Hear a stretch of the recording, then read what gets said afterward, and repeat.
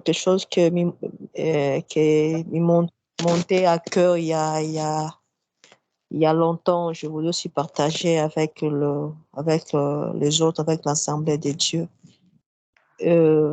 Si la confiance de Dieu me montrait que vraiment nous devons avoir confiance en lui, comme un enfant a confiance à ses parents. Vous savez, quand vous avez un enfant, un bébé, il ne se soucie pas de quoi que ce soit. Mhm. Il sait que quand il a faim, quelqu'un va être là pour lui donner à manger. Quand il a soif, il y aura de l'eau pour lui. Quand il a sommeil, il y a quelqu'un toujours là. Il ne se soucie de rien. Et c'est vraiment cette confiance-là que nous devons avoir à notre Dieu.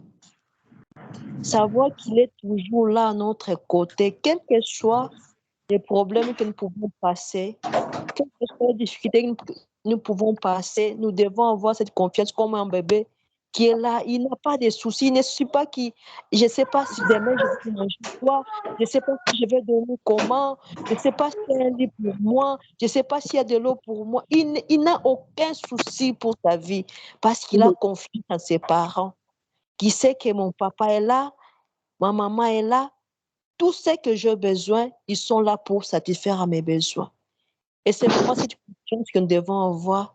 Et je comprends pourquoi Jésus disait à ses disciples que si vous voulez entrer dans le royaume de Dieu, il faut être comme ses enfants. J'ai compris cela. Parce que les enfants n'ont pas de questions, n'ont pas de calculs. Non, comment est-ce que ça va arriver? Peut-être, non. Ils n'ont pas ces questions-là. Parce qu'ils ont confiance à leurs parents. Et nous aussi, en tant que des enfants de Dieu, nous devons vraiment avoir cette confiance en Dieu comme des enfants. Et même Jésus dit que si nous voulons entrer dans le royaume de Dieu, nous devons être comme des enfants.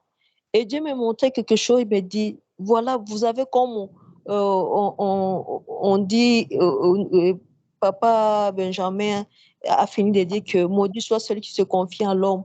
Mais nous avons beaucoup de confiance. Quand nous prenons des taxis ou nous prenons des voitures, si nous conduisons nos voitures, nous savons que nous allons aller d'un endroit à un autre. Nous avons cette confiance-là. Et des fois, quand nous prenons un taxi, nous avons confiance au taximène plus qu'à notre Dieu. Nous ne demandons pas que le taximène se conduit. Il a fait le cours de conduction. S'il a une carte de conduction, nous n'avons pas ce temps-là. Nous avons confiance que non. S'il est quelqu'un qui boit beaucoup, nous n'avons même pas ce temps-là de savoir notre préoccupation. Nous avons confiance que, aussi que nous sortons d'un endroit, nous allons arriver dans notre destinée. Et c'est cette même confiance que nous devons avoir si nous avons confiance au taximène, des gens que nous ne connaissons pas. Vous entrez dans un taxi, vous ne connaissez même pas il est qui, mais vous avez confiance que je quitte ici, je quitte une ville, je vais à une autre ville. Et c'est cette même confiance que nous devons avoir en notre Dieu. Si nous arrivons à ce niveau-là, avoir confiance en Dieu, que quel que soit le problème qui peut m'arriver, quelle que soit la gravité de ces problèmes, mon Dieu est toujours là. Il est toujours là à mes côtés. Et non seulement il est là, il a la capacité de me faire sortir de ces problèmes-là. C'est ce que je voulais seulement ajouter en rapport avec ce que nous venons d'écouter maintenant. Que le nom de Dieu soit béni. Amen. Amen. Amen.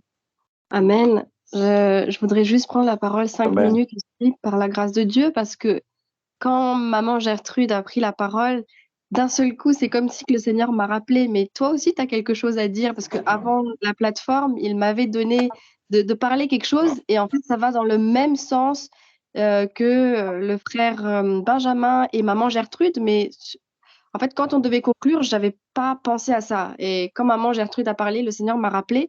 Donc, je vais continuer dans le même sens par la grâce de Dieu, juste 5 minutes, quelques minutes. Je ne vais pas être longue par la grâce de Dieu. Parce que, en fait, la confiance de Dieu, elle vient comme la confiance envers Dieu. Tout d'abord, elle vient comment? Comment on peut faire confiance à quelqu'un? C'est quand on a la foi en cette personne. Quand on a foi en cette personne, on se dit, ah, j'ai foi en cette personne, je vais avoir confiance en cette personne. Alors, Dieu, ce qu'il attend de nous, en fait, si nous voulons avoir confiance en Dieu, tout d'abord, il faut que nous ayons foi en lui. Et comme la parole de Dieu dit, comment la foi vient? La parole de Dieu dit dans Romains 10, verset 17, je lis la parole du Seigneur au nom de Jésus. Ainsi, la foi vient de ce qu'on entend et ce qu'on entend vient de la parole de Christ. Et donc, ce que le Seigneur me montrait avant la plateforme, c'est qu'en fait, c'est déguster sa parole. Déguster sa parole, comment? Parce que quand la foi vient de ce qu'on entend, bah, ce qu'on entend, c'est aussi ce qu'on va lire dans la parole de Dieu. Ça vient de la parole de Dieu. La parole de Dieu, nous l'avons dans nos mains. C'est la parole écrite.